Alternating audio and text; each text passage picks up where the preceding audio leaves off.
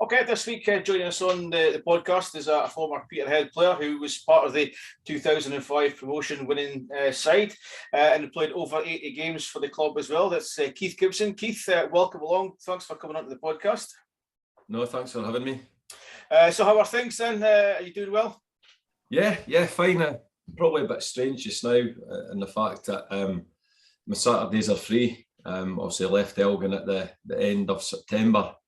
So I've not been doing anything since. I coach at Stevie Campbell's Academy 3 nights a week on a Saturday morning, but it's quite strange at 3 o'clock on a Saturday that I'm not involved in some capacity. Have you been missing it then, eh? Yeah, I have. When my wife's dragging us around furniture shops and things like that at 2 o'clock on a Saturday, that's when you do miss it. But I think just now my kind of work-life balance is quite good. It is probably the first time I've had a sort of free Saturday to myself. You know, I've been going up to Dens with my son to watch Dundee play. I've been going to some junior games, watching Jeff and the boys as a lot of people do as well. So yeah, hopefully get back into that at some point. But just now it's quite good with having a wee bit of time to myself. Before we sort of start into it, then we've got to ask about one of your former clubs, Arbroath. The season they're having, just an absolutely phenomenal story, isn't it? Absolutely brilliant. I was absolutely gutted on Friday when Kilmarnock scored that winner, because even if they got a draw, I think it would have been quite tasty going into the last game of the season. But credit to Arbroath, for taking it to 2 games to go, especially against a team like Kilmarnock with the budget they've got and the players that they've got. It's absolutely brilliant. And I've played under Dick before, and it doesn't surprise me how well they're doing. You still keep in touch with some of the guys there? Yeah, keep in touch with Gavin Swankie, Bobby Lynn, who obviously used to play with Peterhead as well. He's the next teammate there.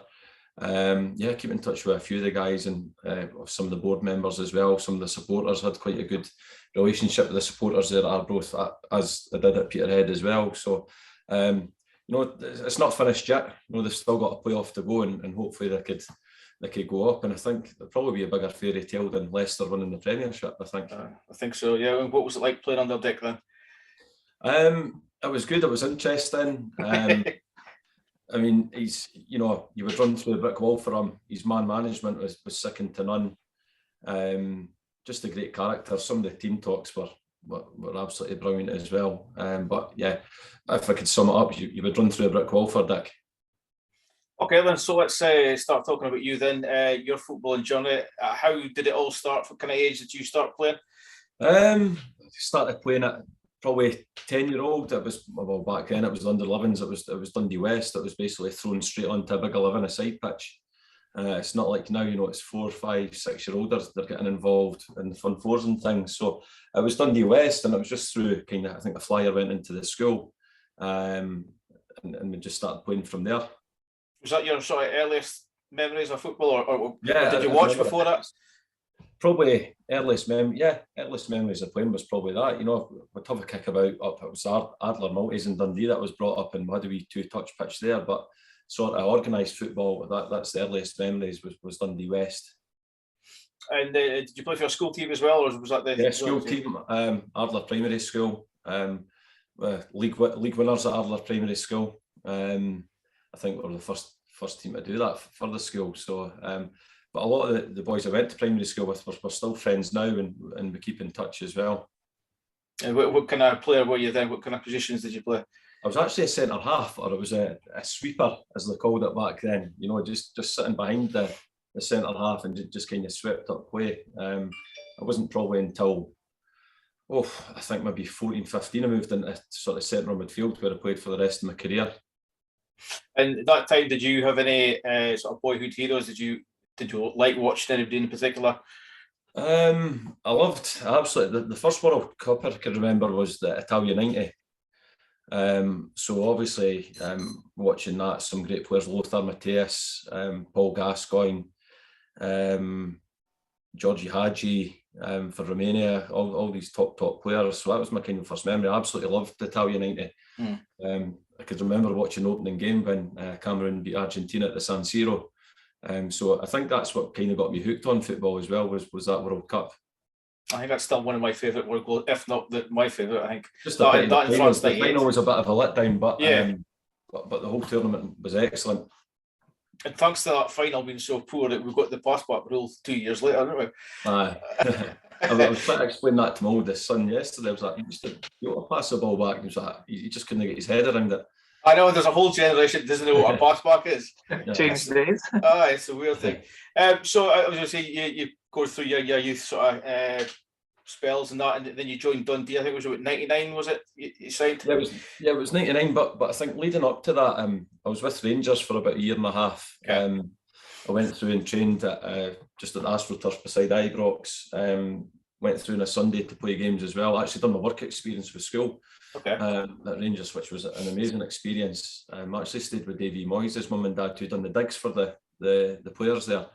And I got to train with the first team one day, so I was training with like your Gazas, Loudrups, McCoys. So that was a great experience, but unfortunately never got offered a contract there.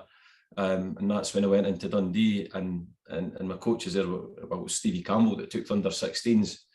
Unfortunately, I was offered the full-time contract, and I went there when I was 17, I think, yeah.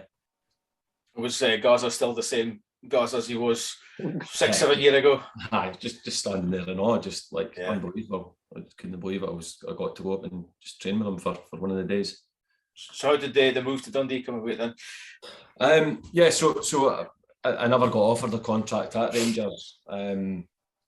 So I was then back to sort of playing boys club. I went to play for Dundee Sporting, and then the Dundee scout Jim Carlin got me in training with Dundee, and I was actually Stevie Campbell that was a coach at the time, who a coach at Stevie's Academy now, top coach Stevie, and then it went from there, and there was about, I think maybe 8 or 9 of us that got offered full-time contracts at that point. So I was obviously delighted, because at school I didn't really know what I was wanting to do, and this opportunity came up, and it was just absolutely brilliant to be able to do that. It was an interesting period of Dundee's history at that time, with the Italian influence and things like that. Well, my first 2 years, it was Jockey Scott was the manager, so it was the year that they won the first division, and they got promoted into the Premier League, and it's when the 2 new stands got built at then. So it was 2 years with Jockey, which was really, really good. It was Jimmy Bone was the assistant. Ray Farningham was the youth coach. We had a right good youth team. I got to the Youth Cup final against Celtic. Players that were in the youth team at that time, Jamie Langfield, Derek Suter, Lee Wilkie, Dave Mackay, that obviously went and had a great career with St Johnstone's, a coach at Dundee now. Stephen Mullen, who went and played in the first team at Dundee. So we had a really good sort of youth set up there, and players that were coming through at the time. Did you recognise these guys were going to be talents? Did they stand out? Yeah, they did. But at the time when you're involved in it, you're just kind of focused on yourself, focused on the team, and you just want to try and go and win games of football and do as well as you can. But again, obviously, when the Benettis came in, I felt personally that I was doing quite well, and I was involved in sort of pre-season squads and that when Jockey was there his last season. But then when the Benettis came in, I think that conveyor belt I wouldn't say stopped, but the amount of players that were coming through wasn't as much, because they obviously brought in all their own players. There was even some Italian youth players that they brought in as well. But don't get me wrong, there was some great football that Dundee played at that time, and you were getting to train at the time as well against the likes of Keniches and your Nimzadzes and all these top players. Did you find that the culture of the club was changing, or maybe changed too much? I think it was frustrating at times, especially for Ray Farningham at the time, who took the under-21s, because we would have, you played your under-21 games on a Monday night, you'd go in and do a bit of shape on the Monday morning, so he would set up his team, and then about 2 hours before kick-off, the Benettis would come and say, I want so-and-so playing tonight, or I want so-and-so playing tonight. So that was all out the window. So I think that was probably a bit frustrating, especially for the coaches. But yeah, I think it did stop some players progressing when they could have. And I'm not making excuses that I eventually got released. That wasn't because of that. But I think, if Jockey was still there, he was definitely more of giving youth a chance.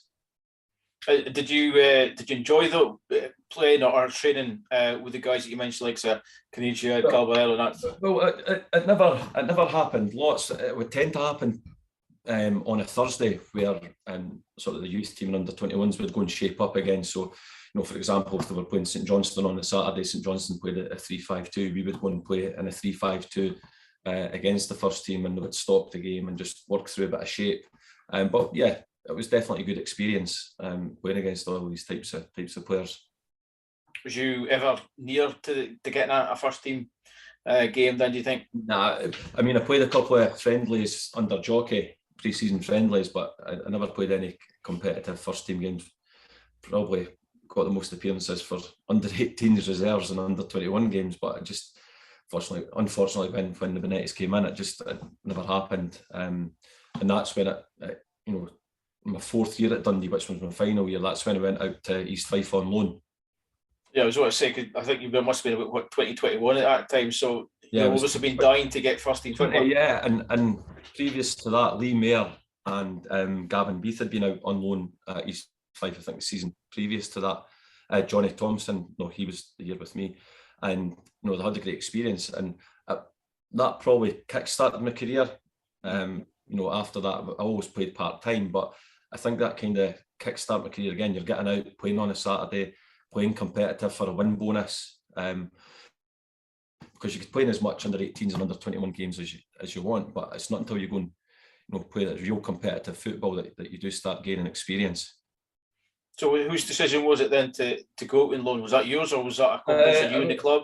I was in conversation with Ray Farlingham, Stevie Campbell as well. They felt that it'd be good for me to go out and go and get a season under my belt at that level. Division 3 at the time, it was obviously called as League 2 now. So yeah, it was great. I think I played about 30 games. Then I was getting to that point that I'm going to get a new contract in my nut. So I think there was maybe another 6 to 8 under 21 games left, and I felt I had to get back to just go and play in these games to show them what I've got, after, because I felt it was quite a successful loan spell. So I played about 30 games, scored 3 goals. I really enjoyed it. It was really good. Do you remember your debut, your competitive debut, I guess, as a first team player? Yeah, it was probably the most boring game ever. It was Albion Rovers at home, and they drew 0-0. And Dave Clark, the East Fife manager, he was an absolute nutter. And I remember him coming in at half time and just going absolutely mental, tearing the kind of the paint off the walls with how loud he was shouting. But it was a bit of a non-event, to be honest. It was 0-0. But it was just great to get out playing, and a few of my mates had come through to watch me that day as well, so that was nice as well. Was it a bit of a culture shock then for you? I wouldn't say as much culture shock. I think the under 21 games that you played in, it wasn't played at the same intensity or the same pace, I would say. So, it did take me a while to adjust to that, but it was great. Getting to know boys that are experienced players at that level at the time. I actually played centre mid with Ross Graham, who now young Ross Graham's now playing with Dundee United. Mm-hmm. Doing really well there. We had him on loan at Elgin actually when we were young Ross, but I played with his dad, centre mid. He was actually a striker, but he dropped back into centre mid. He'd done all the dirty work, and I kind of got on the ball and tried to play the passes.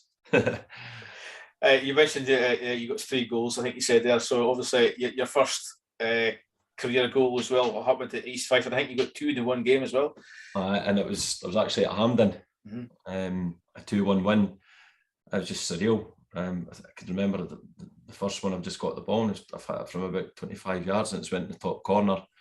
And the second one took a quick throw into the striker, laid back into the second striker. Then I've just finished it across, but it was just absolutely brilliant, and that'll stick in my memory forever. I actually tried to. I think one of the bad things was that, like, now you get all the coverage of games and highlights and things like that. Back then we had absolutely nothing. So I tried to get in touch with Queen's Park to see if they'd videoed that game back then, but I've not had any joy. Is that one of them stories that it starts off as 10 yards out and then there's a year and I'm saying it's 30 yards, 40 yards. Yeah, no, it genuinely was. But I've obviously not got any proof of that. Was you ever close to getting your hat trick then? Was you dying to get a clown for every penalty or anything like that? No, I think we're just desperate to win the game because we were it was a bit stop-start for us that season with East Fife. You know, it was hard to get a bit of consistent sort of string of results. So it was just to try and go and get that win. But I was just obviously delighted to get the win for the team and then score the 2 goals. And I could always say I've scored 2 goals at Hampden. Never many folk can say that anyway.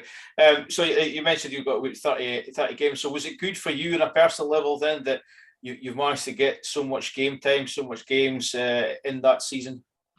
Yeah, no, it definitely was, and I think that led to also when I got released from Dundee, there was a few teams that had seen me playing, and that's when I'd moved to Montrose after the release from Dundee. So it was John Sheeran that was the manager. He was on the phone when he found out I was released from Dundee. Invited me up to Links Park to have a look around, wanting to let me know the way he wanted to play, and that's where I signed after I was released from Dundee. So it was like a good exercise for you, almost like putting yourself in the shop window, really. Yeah, definitely. But I think, you know, I think it was a really good grounding at Dundee, especially having coaches like Ray Farningham and Stevie Campbell. And at that time as well, your first 2 years, you were doing the jobs. So it was you had to make sure you had your players' boots to do. You weren't allowed to leave until the change rooms were spotless. And that was their kind of mentality. It was if you're slack off the park, you're slack on the park. So I'll be forever grateful for Ray and Stevie for that kind of grounding that I did get at Dundee for the 4 years. And at what point was you told that your Dundee time was up then? I think it was. It's that horrible thing where you're all sitting in the change rooms getting pulled in one by one. And I remember at the time it was the director of football at the time that pulled me in and just said that the contract wouldn't be renewed. And it was absolutely gutting because you're thinking, right, what's happening with my life now? So it was hard to take on the chin because I had some great memories at Dundee as well, some really funny times, some great stories, probably kind of see in here. but you know, very grateful for my time there. I loved it. It was great, and that season at East Fife probably was the best thing that happened for me as well, to get out to play these games. And I'd probably say to any young player, go and get out on loan if you can. Yeah, it's a good, as you said, it's a good grounding base for you just to get the game time, and if not, you know, get signed on by the club that you're at, but you might get catch the eye of somebody else. Yeah. Mm-hmm. Yep. And I think that's what happened, obviously, with when Montrose came in for me. But again, it was that then, what do I need to do? I need to go and get a job. So after I just signed for Montrose, I actually got a job in the Tesco warehouse in Dundee, but it was night shift, and it was Sunday. No, wait a minute, let me get right. So I got a Monday night and a Tuesday night off. So it was Wednesday to Sunday night shift. So I've went from full-time football to now I'm starting work at 10 o'clock at night, finishing at 6 in the morning. And that was the weekends as well. So, you know, I was working a Friday night at 10, finishing 6 in the morning, and then going playing for Montrose, and then back into work the Saturday night at 10 o'clock. So, you know, at times I'm thinking, what the hell am I doing here? But I was earning money, and that's what it was all about. My manager was okay in Tesco. If we played Gretna, he would let me finish at 2 in the morning, 6 in the morning. But I think that definitely affected my sort of early career at Montrose, that, you know, because of that night shift, I wasn't playing at my full potential. And it did definitely affect me. So, and then I'd done that for about 1.5 years. But again, being at Montrose, I was playing every week, which was great, and a lot of experienced players in there. There was Ray McKinnon, Grant Johnston, you had Frank Conway, who was a really good centre half that was there, and John McQuillan, right back, Gary McGlynn in the goal. So there was a lot of good experienced players in there, and definitely helped me in my time at Montrose as well. Had you had any other offers prior to signing for Montrose? I actually went and trained at St Mirren for a few days with a view to try and stay on kind of full time. But when Montrose phoned, I wouldn't say I was desperate just to get involved, but I really liked what John Sheeran had to say. He spoke really well. He'd obviously knew about me, and spoke to me about where he seen me playing for the team, and it was probably a natural thing to do, was to go and sign there. So I'm not too sure if there was really anybody else that was in, and it was quite funny. It was back in the days where it was the old landline, not was a phone call. Has MD even got landlines nowadays? But it was like a phone call to my house, and it was like, can you come up on Saturday to meet? It was Davy Larter that actually picked me up on the way up from Edinburgh. So it was just natural to go and do that, and get back playing. There's 2 games I particularly want to mention in your first season. I think it was when you were at Montrose. A certain 4-2 game up at Balmoor when you scored 2 goals. I actually can't really remember that, to be honest. We got beat 4-2. Yeah, aye, that's it. Aye, but you scored 2 though. Yeah, I think that's potentially maybe how the move to Peterhead came about as well, because I always seemed to do quite well against Peterhead when we played against them. Was that near the end of the season, that game, the 4-2 game? It was roughly about it. Yeah, I think I can't remember what the goals were like, but I could vaguely remember that. It was for 25 yards out there. Well, nobody's seen it, so I'll probably 30 yards. The other one as well I want to mention is a 5-4 against East Stirlingshire. Yeah, I think I scored the header that game. Defence is on top that day. Yeah, that's what I say. It must have been a good game for the neutral. Aye, 4. It's probably another team that I always done well against and scored a few goals against as well, was East Stirling. But it was great, as I say, going and playing competitive football. You know, John Sheeran putting the trust in me. I was only 21 at the time, and I think I played the majority of the games that season as well. But probably the goal that stuck out for me that season was a Forfarshire Cup final against Dundee United.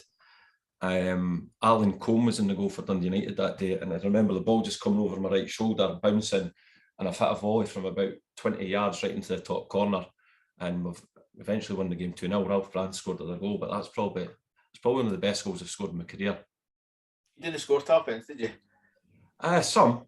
I'm sensing a pattern here. 20 yards, 25 yards. No, I'm not speaking about the tap-ins, but no, that's one that really, and it was against Dundee United as well, so that was quite nice. Was it the 2 years at Montrose? Were they good 2 years then? They were, and I think once I got out of my job at Tesco, I think that's when I really started to step up and play a bit better, because I think it definitely did affect me, you know, having that night shift for the year and a half. And again, I think that's how the move to Peterhead came about as well. But it probably helped as well, because I worked with Sean McSkimmon. It was a place called Kick It Kick Off. It was off-site education in Dundee, and Sean worked there, and Sean had a big part in that as well, getting me up to Peterhead too. And I felt it was probably the right time to move to Peterhead, but when it did happen, I actually signed a pre-contract to sign for, I think it was the 2004-2005 season. Yep.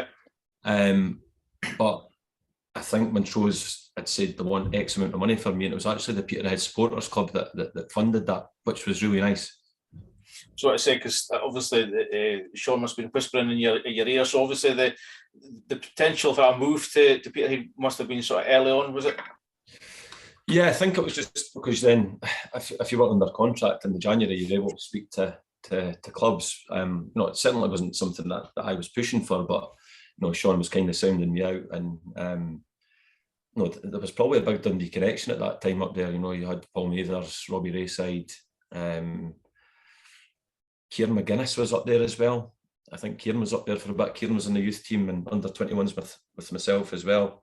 Obviously, Alan Youngson, Dougie Cameron, Chris Brash was there as well. So there was that big Dundee connection. So, you know, when it was kind of whispers that, you know, they wanted to sign me for the next season, I was really keen to do that. And had you spoken to Ian Stewart or Paul prior to signing then? Yeah, I went and met Paul at his house. I don't know if it was to do the pre-contract or if it was just to get things tied up. But again, speaking to Paul and Stewart, he just really two great guys, very knowledgeable about football, knew the way they wanted to play. Training was excellent, and you know, it was a great move for me to move to Peterhead. And what was their expectations, you know, for that coming season? So again, it was promotion. but winning the league and promotion. Obviously try to win the league first and foremost, but at that point, obviously the top two got automatic promotion, so that was very much what they were looking for. And it was obviously that was the goal that was achieved then. And but take it back to the first game, you got a goal on your debut in the Challenge Cup. But was that the start of the? That was the start of the season against Arbroath.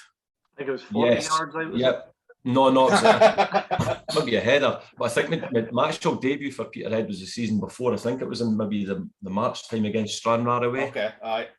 But I think and then I scored against Cowdenbeath, so that was my first goal. So you know, because I was just checking on Soccer Base there. Better do a wee bit of research. It was a long time ago. But I remember the start of that season. We beat Arbroath. Was it 4-2 down there? 4-2, yeah. Bavage got 2. Out and out goal scorer. Yeah. How good was he? Brilliant. And I think that was kind of the trend at Peterhead, was that we had a solid defence and we knew we had players in the team that could score. Obviously, MJ and Bav, when I first came in, 2 absolutely brilliant strikers. MJ's movement was different class, and obviously Bav was that more sort of powerful, really strong runner, getting in behind teams as well. So, 2 good strikers to play with as well. Was there a sense that promotion was always on the cards during that season? Obviously, Gretna were spending ridiculous money at the time, but I just really felt with the back four that we had, and obviously Paul Mathers in the goal, phenomenal goalkeeper. Even I don't know what age Paul was at that time, but you just felt we weren't going to concede many goals, and we had players in the team that could go and score goals. So you were really confident going into every game that you played in. I think it was Goody at left back, Tolls at right back, Mark Perry and Robbie Ray side centre halves, and it was just a really solid back four. And obviously Paul was, some of the saves he pulled off was unbelievable. There was a point, I think it was in about the January, that we beat Gretna 4-2, and was there a belief there that maybe actually the title could be in our hands? I think the party line was always to say that take one game at a time. That's what you've got to say. But I think there was a belief. It was always going to be difficult with competing against Gretna with the budget that they had. But I think we pushed them all the way. I think it was really disappointing when we went down there at the end of the season and we got beat. I think it was a 5-1 or something like that near the end of the season. But I really do think that we pushed them all the way.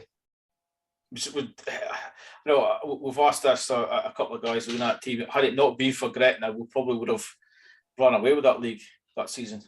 I think we definitely would have. I don't know what the way the league finished, but take them out of it, I think the team behind us was a fair few points behind. And I remember when we clinched our promotion, it was Elgin away, 2-0 or 1-0.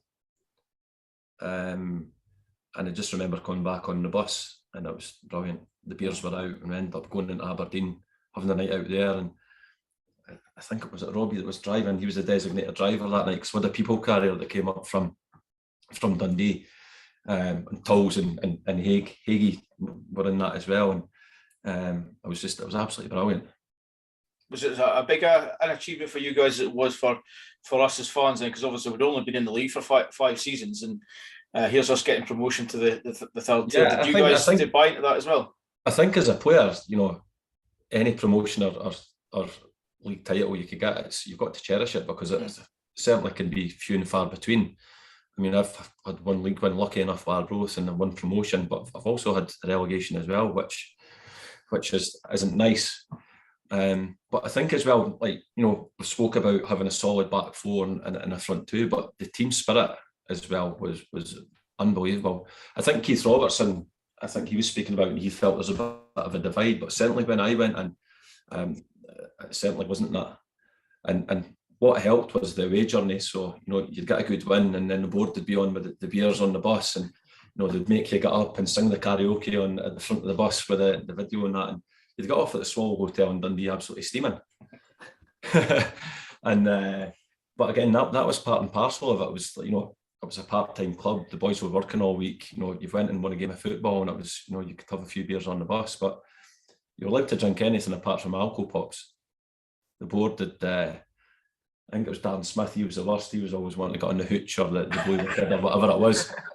But the club was really good like that. You were well looked after, and that was one of the things that when I did sign for Peterhead, they were probably a club way ahead of their years in terms of the way that they looked after the players. The food you got up the stairs after the games, you always looked forward to going up to playing Peterhead because you got an absolute 3-course meal after the games. But I think the hospitality side of things and that as well, that there were sort of years ahead of other clubs, certainly at that time.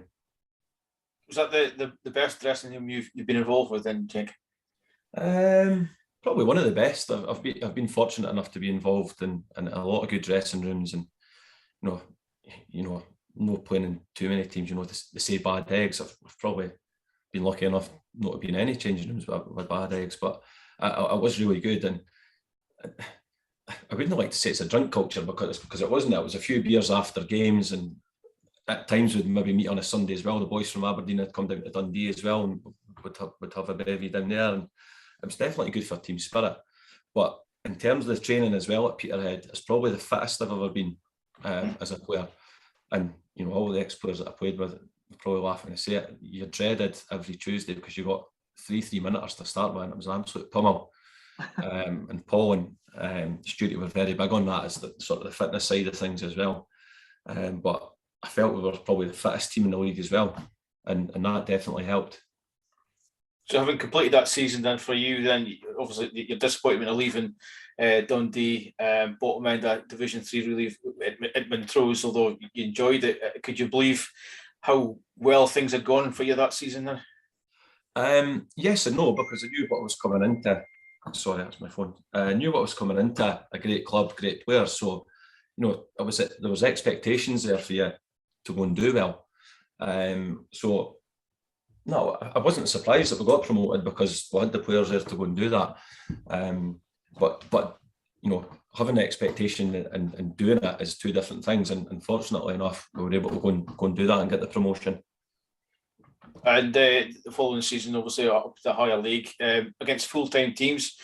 Partick Thistle there, Wraith was there, Montrose, they were all there. Ayr was there. So, did you guys have to kind of manage your expectations in terms of what you were hoping to achieve, or was it just go again and try and get promotion? No, I think as a club, you get promoted, and the first season when you do get promoted, you probably want to just keep yourself and maintain yourself in that league and go and do well. But again, as the season went on, you're beating teams like Partick Thistle, you're beating teams like Morton, Wraith Rovers, and it was just, again, what added players to that at the time. So Scott Meekie came in from Montrose. Jamie Buchan had signed it, or was Jamie there the season before? I'm not too sure. Jamie had been there the season before as well. Sorry.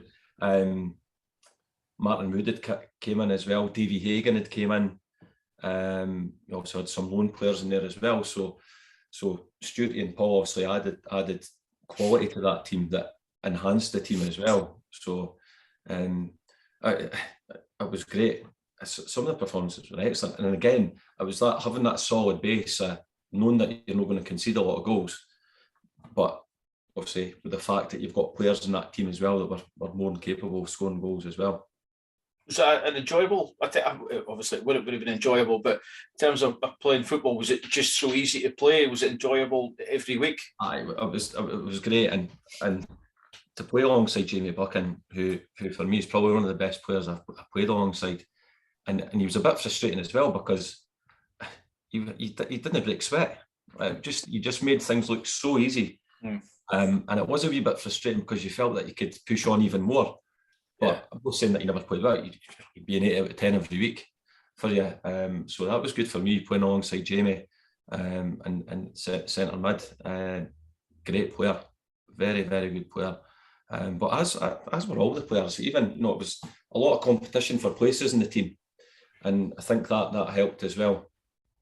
I think obviously Dougie Cameron played as well, came in at left back, and Bobby Lynn came in. Phenomenal talent, Bobby. really good talent, Bobby, and he's still doing it now. Yeah. 36, 37 years old. And again, the team spirit was excellent. I mentioned one game, Scottish Cup tie against Rangers down at Ibrox. I know it was a 5-0 thumping, but obviously it would have been a particular highlight, even though the result obviously didn't go our way. Yeah, I remember we beat East 5-3-0 the round before, and the draw was right after that, and we were just getting changed after the game, and one of the board members came in and said, "We've got Rangers at Ibrox," and I'm not joking. The whole changing room was just bouncing. It was like we'd won a league title. But I think not just as players, but I think for the club as well, it was financially great for the club. I think we took about 3,000 supporters down there, didn't we? Something like that, yeah. Yeah, about 3,000 supporters we took down there. And to be fair, I think they scored their first goal right on half time. Am I right in saying that? It could have been quite early on. It was quite early on, but then I remember it was Chris Boyd's debut and he scored the hat-trick. Yeah. But, we done ourselves proud that day. There wasn't expectations that we were going to go there and turn Rangers over, but I might sound daft that we got beat 5-0, but I think we've done ourselves proud. And it was probably good to just get away from the pressure of the league for one game as well. And it's an experience, obviously, you'll take with you for the rest of your days. Yeah, no, definitely. It was great. And my friends, and my wife was pregnant with my oldest son at the time. She was down at the game.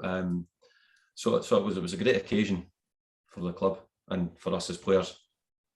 So we ended up finishing third, and I guess finishing third probably would have been a good season overall then, had it not been for the playoffs. Yeah, a lot of people would say we probably overachieved that season with all the full-time teams in it, but I firmly believe that we deserved to finish third because just looking at some of the results, we beat. I think the only time Partick beat us was that second playoff final. It was the deflected free kick late on. So it was thoroughly deserved. It really was. And again, down to just everything I've spoke about, just the way the club treated you, the squad we had, the team spirit. And then we're probably going to come on to this now, thinking about it. The one blip in your Peterhead career, we'll go on to that in a minute then. So going into the playoffs, did you guys believe that you could win these 4 games or win the 2 ties? I think the belief was if we got through the semi-final, I think we had Partick's number by beating them through the season, and it was very cagey, the semi-final. I think 0-0 down there. Was the first leg away? I think the first leg was away, yeah. So it was a 0-0 down there, which was a good result for us. And then obviously got the 1-0 win with a Dougie Cameron penalty. So after that, you're thinking, here we go. We've got a great chance of getting promoted, and it would have been at the time, was it League One? No. So that would have been what Division One. Sorry, League One new. So Championship, to get in the Championship. Yeah. So yeah, you're thinking over 2 games, we can beat Partick, and I think that's what the belief. But there was another wee blip for me that my oldest son was born the morning of the first leg. So up all night. No sleep, so I had to phone Stuart and say, "Look, Stuart, I can't be involved for the first leg." It was obviously from one emotion to other, the delight of your first child being born to I physically couldn't be involved in that game, which was a bit gutting. Probably one of the biggest games of my career and whatever else, but I couldn't be. I wasn't in the right frame of mind. I had to be my wife and my son. But again, the boys won 2-1 away from home. Unbelievable result down there. And you're thinking, here we go, it's we've got this wrapped up. No, you would never come out and say that, but you're thinking that we've got something over Partick Thistle. But I remember the lead up to the second leg, the game was on the Sunday, but we came up on the Friday and stayed up for 2 nights, leading up to that, just to have a bit of training, go over a bit of shape and things like that. And you seen all it was like the scaffolding that was all around the stadium, and it was going to be a full house. So the excitement was building, and I just felt that we were going to win that game, or at least get through the tie. A 4-wicket got on to the actual game, and it was obviously a big crowd. I think you started on the bench, but come on quite early on. But what was it like? What was the atmosphere like during the game, and what was it like playing in front of that bigger crowd? Well, we'd had it probably the week before, or the week or 2 weeks before against Morton. But again, it was just the atmosphere was brilliant. It was amazing, and when we scored that early goal, it just lifted the crowd even more.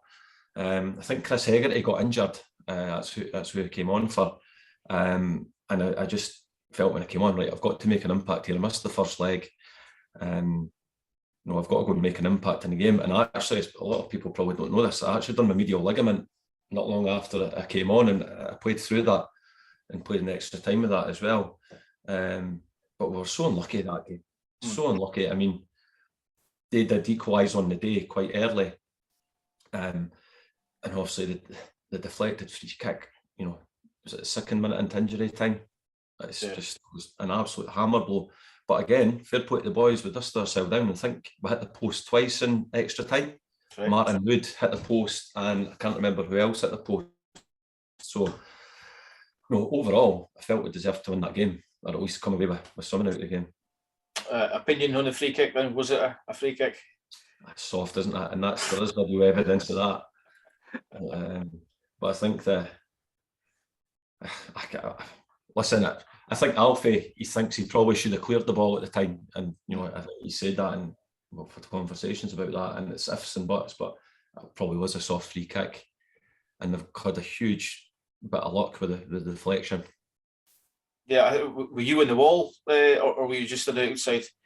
I think I was in the wall, in the wall, but it was just absolutely gutting. But as I say, I never hindered the boys. We went into extra time, and we're the better team in extra time as well.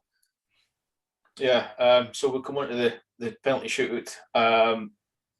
Before the shootout started, had you had a discussion about potential penalties? Had you volunteered prior, or was it just a case of, right, I'll put my hand up today? If I remember rightly, I think it was just on the day, and I was just desperate to say, look, I want to go and take a bit of responsibility here and go and take a penalty. And again, just all the emotions going through the game, and obviously my son had just been born, and I was like, I was wanting to do it for my family and things like that, and for the team. So I just put myself forward. And I can still remember it now, just walking up, I'm going bottom right, I'm going bottom right, I'm going bottom right. And just as I ran up, changed my mind last minute, reversed it the other way, and it went past the post. Absolute disaster. It's probably the lowest point I've ever had in my football career. I mean, I've had relegations and things like that, but that is probably the lowest point in my career. And I still think about it to this day, missing that penalty. I feel like you let everybody down, your teammates, the management team, the board, the supporters, and it's horrible. It really is horrible. And my mate Dougie Cameron, he missed as well that day. So it's not a nice feeling, and not a nice way to go, sort of not go up. It's the schoolboy kind of error of no changing your mind, and I guess it's a tough lesson, but I guess that's why everybody says, and I think a penalty didn't change your mind. And I think it's, people say you could practice for penalty shootouts as much as you want. It's a pressure that I've probably never felt before, and people will feel in penalty shootouts as well. So yeah, it's gutting. But again, we had to dust ourselves down and go again for the next season, which was hard. When obviously you've missed, but then Paul Mathers has saved, I think, the very next one, and then scored his. Was there I wouldn't say a relief, but did you think, was there a chance we could still be in this? I think you're just standing there praying that, come on, Paul, pull us out a hole here. But just, it wasn't to be, and it was a guy from Dundee that scored the winning penalty, Paul Ritchie. And obviously it was horrible in that changing room after it. It really was. You mentioned that you still think about it. Is it still tough to take? Yeah, all these years later. It definitely is. It doesn't get any easier.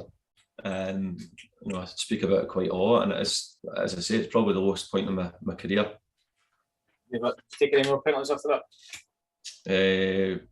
Nope. Not even one, just to try and score, just to get it out your memory. Nah. I mean, that's when you're playing in teams like Gavin Swankie, there's no chance of you getting anywhere near penalties, or Stephen Doris and boys like this. So just leave it to them to stick the ball in the net from the spot. Was that a long summer, a difficult summer for you guys? It wasn't, because after the drive down the road, I was right back in the hospital to see my wife and Miller, my firstborn son. So, that kind of took the hurt away a wee bit. I remember bumping into my mate Barry Britton. His son Ben was born the week after. Kerry was kept in for a week in the hospital. I remember walking down the corridor at 9 Mills, limping like anything because I'd done my knee. And so how did you just get on then? And it's that. Fucking got beat, missed the penalty, like just horrible. But then you go in and see your newborn, and it cheers you up. Yeah, I guess that you shove that to the side and you focus on, I guess, what is important, because after all, it is just a game of football. Yeah. I mean, we need to feel it at that time, but the reality is you've got more important things to kind of worry about. Yeah, no, definitely. But I did hurt. But again, when we got back into pre-season, there was that belief that we could go on a run like that again, because we'd done it the season previous to that. Was it a big surprise to you and to the guys then that Ian Stewart and Paul Mathers had left by October? I was a shock, because I mean, I'm just trying to get up here. I don't know where we were sitting in the league when we got sacked. We were fourth, fifth, maybe. I think it was. I think the opening 12 games, I think we lost 6 or something like that, but won 4 or something silly like that. But I think again that we had lost these games, but there wasn't anything in the games, if I could remember correctly, and it was a real shock to everybody, especially for me and others, that it was Paul and Stuarty that brought me to the club. So I was a bit gutted with that, because I know how good the training was, how enjoyable training was, how fit I felt. They put trust in me as well, that I played most weeks. I think there was one spell I was out of the team for about 7-8 games, but after that I probably played the majority of the games. So all the boys were really, really gutted when they left. Did you get an opportunity to speak to either soon after? Yeah, we actually met with them just over, is it Goals? There's the sort of restaurant beside that, and Stuarty and Paul got us in there and just thanked all the players for their efforts, and just explained what had happened. So it was quite nice that we got to say sort of our thank yous as well to them. We're moving on. What did you make of the new manager, Steve Patterson, when he came in? He was different to Stuarty and Paul. Well, I wouldn't say I never got on with the new manager, but I think probably part of my reason for leaving as well was, newborn as well. Travelling was getting a bit much, and I probably felt that loyalty to Stuarty and Paul as well, that was probably the right time to move on. Mm-hmm.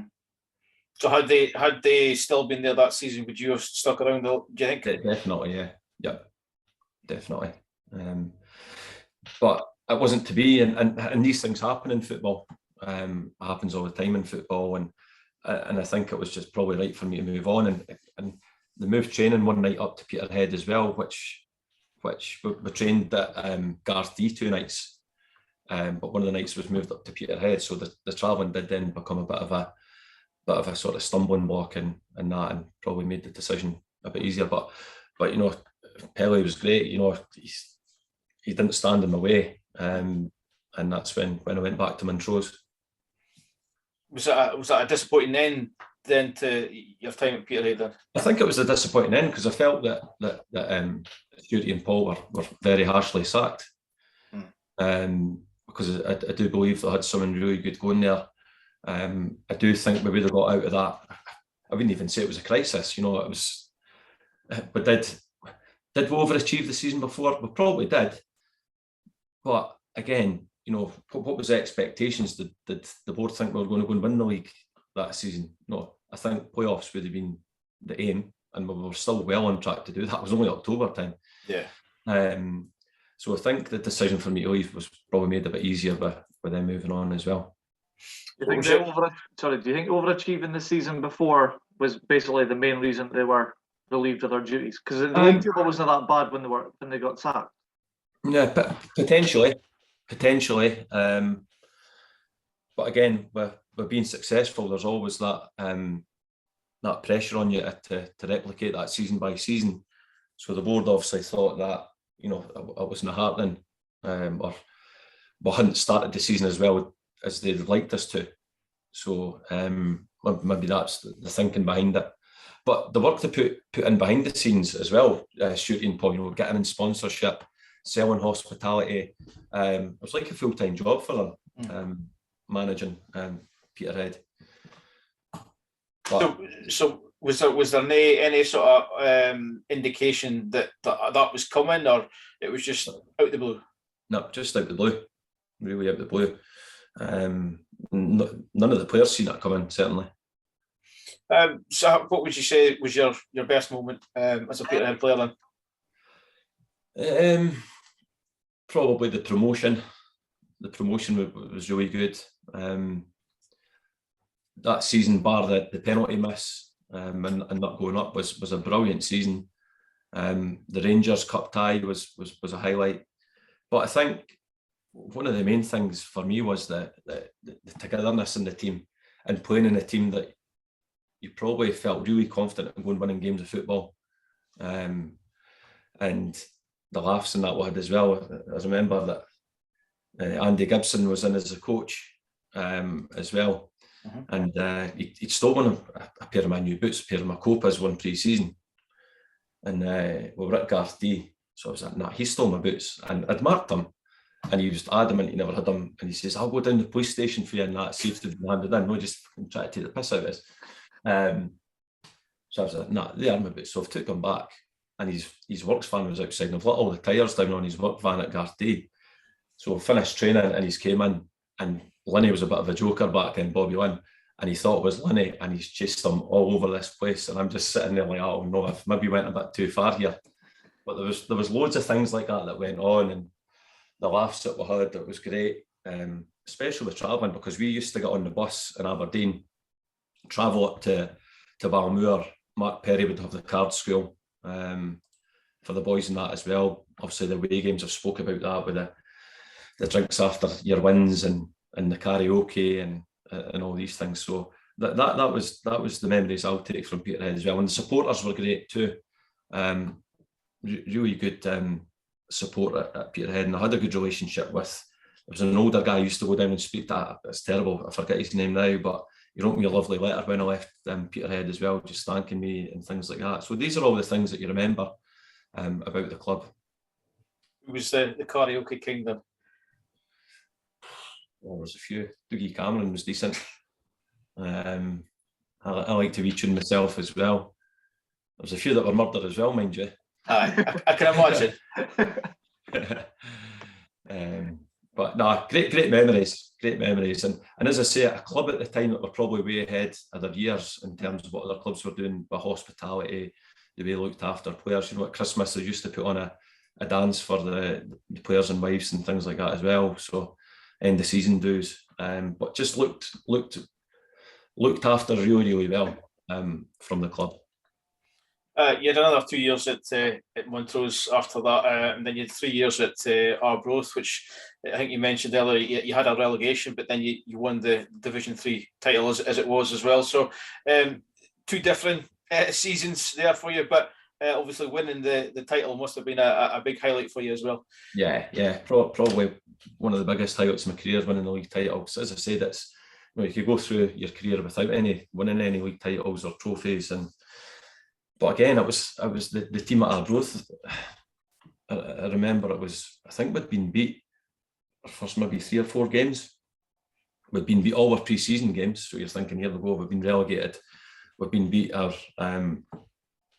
pre-season games, our first 2 or 3 games. I was injured as well at the start, and I think the penny maybe never dropped, because we played Montrose away and we got beat 3-0.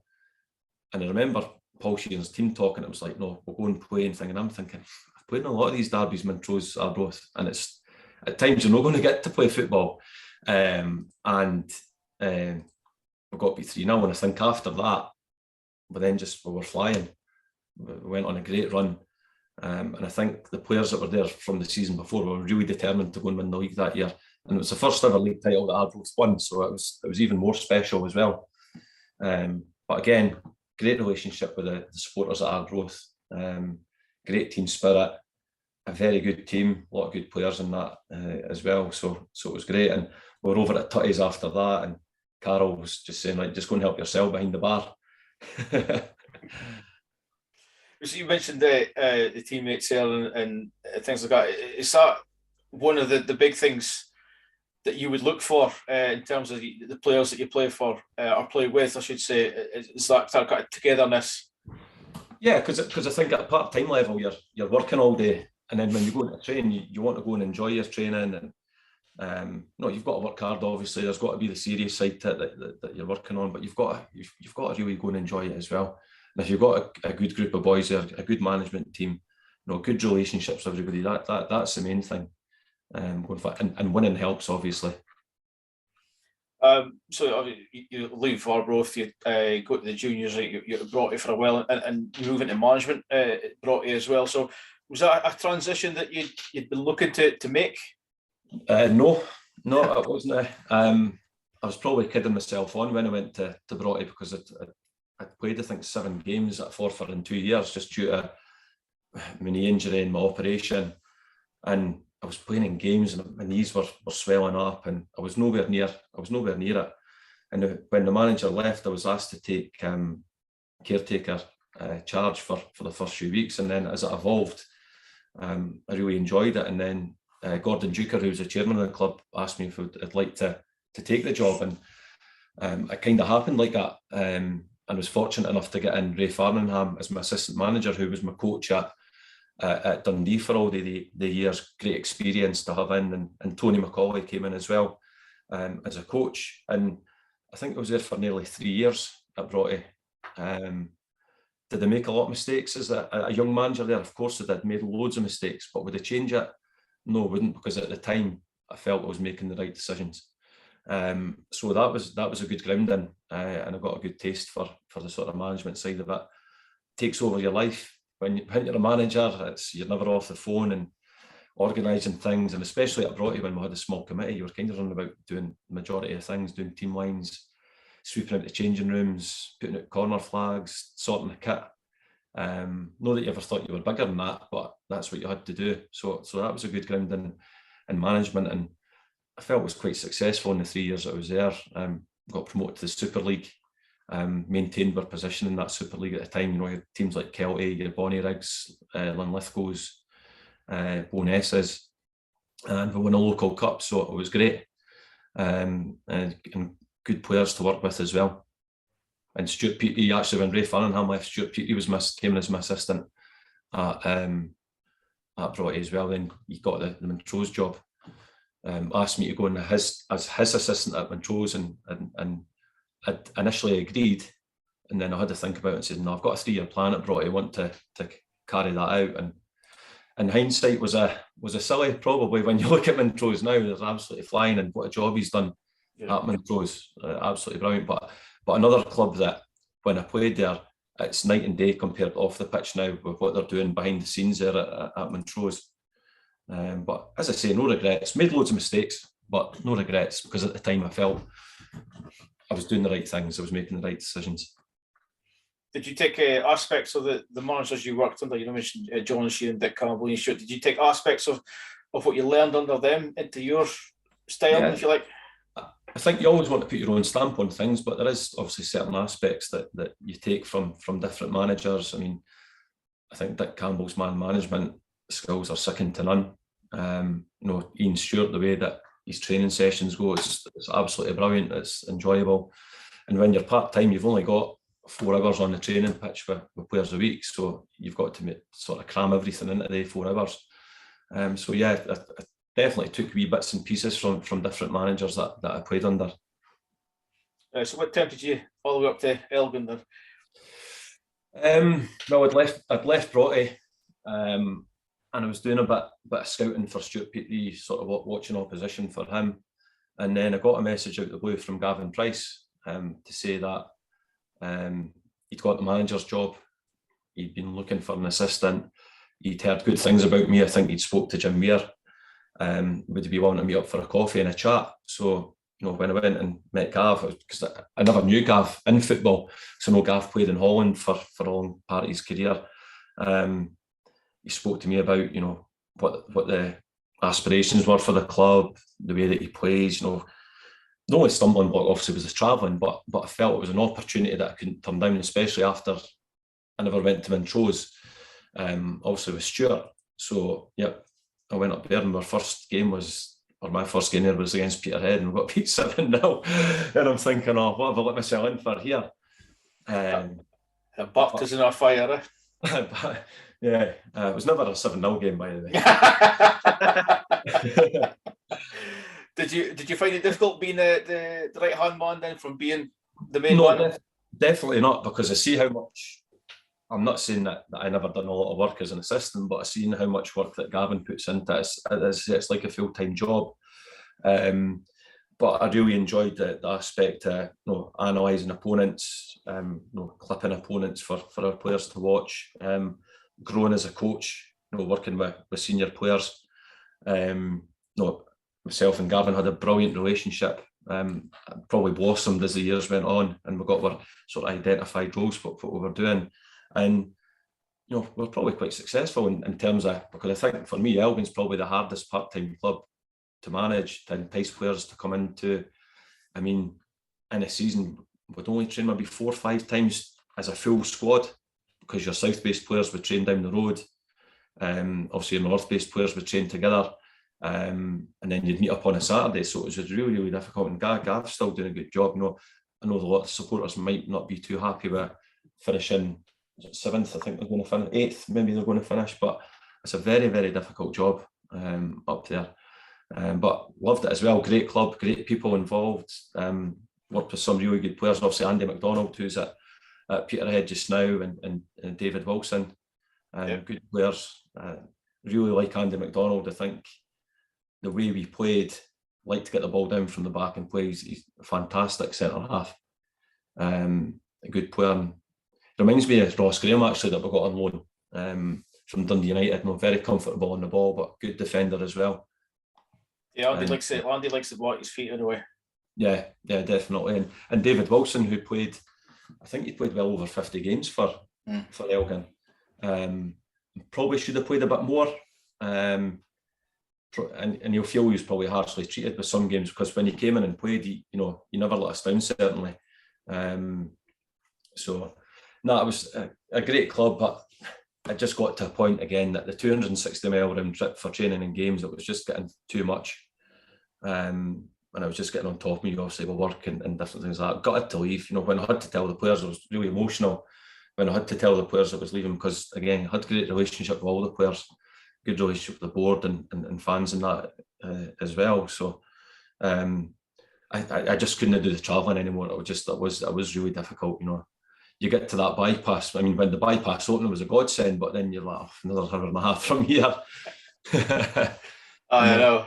And when you're travelling with boys like you and Spark and Kane Hessler, it's not the most enthralling conversation you could have for that hour and, what was that, about 2 hours, 2.5 hours, 2 hours 45 getting up for training, and you were getting home a bit quicker, maybe 2 hours 10, 2 hours 15, but it was difficult. No, it was nearly 4 years that I'd done it, but I always thank Gavin for giving me that opportunity to go in as an assistant manager at that level and putting the trust in me when he never knew me. And I'd like to think we'd hopefully work together again in the future at some point. So I say, obviously that's been just over a year. So I think it was, you said at the beginning. So are you looking to get back into that kind of capacity again, or where are you at in your life? I think that was October. I think end of October, because I gave Gavin a month to say, look, let's get a good transition for the new assistant coming in. I'll stay there. I coach with Stevie Campbell at his academy. I'd done that anyway, 3 nights a week. But what I'm doing now is we'll have elite sessions on a Saturday morning where we'll work towards the curriculum. So I'm working there 9 o'clock till 1 every Saturday. So that's kind of keeping my eye in. Again, learning from Stevie, fantastic coach. Obviously, he's brought through players like Ryan Gold, Stuart Armstrong, Johnny Russell when he was at Dundee United. The pedigree player that he brought through was unbelievable. And just watching and learning from him in the sessions, it's great, and it keeps my eye in. Definitely want to get back involved in the senior game at some point. But again, it's got to be right for me. It's got to be right for the family. Because I think work-life balance is good just now. But again, you've always got that itch to get back in. As I said, right back at the start, it's, you know, you're in IKEA at 3 o'clock on a Saturday afternoon. You're thinking, what am I doing in here? Or you're up watching games and, you know, getting that buzz back for it. But hopefully something does come up soon. You know, I'm certainly not pushing for it. If something comes up, great. But there will be a point that I will be desperate to get back in. But I think it's got to be local, because I couldn't go and do that travelling again. Are you keeping your sort of ear to the ground? Are you keeping an eye on what's going on when you're in, or keeping your name out there? Not really. No, I mean, you never like. I'm no probably somebody that's like, I hope they lose their job so I can maybe get a chance to get in there. Not at all. I'm really enjoying what I'm doing with Stevie just now on a Saturday. I've got a bit more time with the family, which I've never had on a Saturday as well, and not travelling these nights. But it probably will get to a point that I want to get back in. But as I say, I'm not throwing my name about here, throwing my name about there, because I'm still quite young, just about to turn 41. Well, youngish. You know, I've had a decent sort of grounding with managing Broughty and having the sort of 3.5, nearly 4 years at Elgin as well. So yeah, if something comes up, I'll definitely have to look at it. You look back at your playing career, then how would you look back on it? Would you look up fondly, or how would you sum it up? It's not until you're out of it that, you know, you probably have regrets and things like that. But, you know, I think everybody finds a level, and mine was obviously a part-time level, but I think I played nearly 375 senior games, and I loved every minute of it. But it's over in a flash. I'm quite lucky to go and play at a decent level, I would say. Play at a decent level and play under some great coaches, meet a lot of friends through football, play with some great players, build the relationships with the supporters. So yeah, I loved it. Chipped in with a few goals as well. I think 39 of them were 25-yarders. No chance. But yeah, loved every minute of it, and I miss it every day. You just wish you could still be playing, and it's, you know, I say that to players: play every game like it's your last, because it doesn't last very long. So yeah, and I'd like to think that, you know, supporters of clubs would watch me playing and say, like, I gave them a lot. You know, I wasn't the most skillful of players in the world, but you know, I knocked my pan in everywhere I went, and yeah, I'll let supporters make their mind up on that. But no, loved it, and to have Peterhead a part of my career for 2.5 years was excellent as well, and a lot of good memories. But as I say, that penalty miss still sticks in my throat, which isn't nice. No, it's kind of it's a sad way to kind of finish. But as you said, I think overall, probably it's one of the. It's a good career you've probably had, and as you said, the successes that you've had in terms of what you did at Arbroath and promotion at Peterhead. It's probably a good career to look back on. Mm-hmm. No, definitely, and to have a league winners medal as well. It's always nice to look back on that, and yep. I just, as I say, it's over in a flash, but you always remember the good times. But it's, you know, I keep going back to that penalty miss. That's the horrible thing about it. Right, before you mention it anymore, we'll thank you for coming on, because I think I can see it in your eyes that you're still gutted about that penalty. But as I said, it's a pleasure to have you on. Hopefully, it wasn't as too taxing as you thought it might have been. No, as I say, it was it's the first time I've done something like this, so it was a wee bit, no nerve-wracking, but kind of going into the unknown. I've obviously listened to a couple of the podcasts, which I really enjoyed. But I just want to say thanks for having me on. I appreciate it, and potentially, hopefully, get up to get on the comms way up at one of the games as well, if we get that organised and take it from there. Yeah, it's a pleasure to meet you in person. I was saying in person, but over Zoom. It's always good. It's good to have you on. This is it. This is how we do it. This is how we do it. But it's a pleasure to have you on. Thanks for your time, and good luck with whatever it is you continue to do. Appreciate that. Thank you.